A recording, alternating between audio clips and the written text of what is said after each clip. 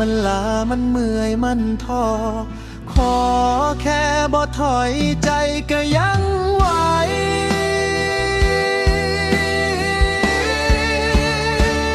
อยู่ห้องเช่า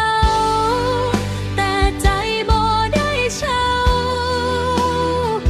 ความฝันของเฮายังอยู่คือเก่าอยากมีบ้านมีเงินมีวันที่เบาบ่ต้องนั่งเศร้ายามนับเงินปลายเดือนถึงวันนี้สิหาเช้ากินคำเหงื่อหยดน้ำแต่ฝันเบ้อเลือนสักเมื่อหนึ่งบ้านหลังน้อยของเฮาสิเป็นเรื่องเล่า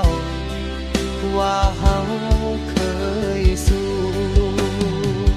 รองเท้าคู่เก่าพาไปหลายทา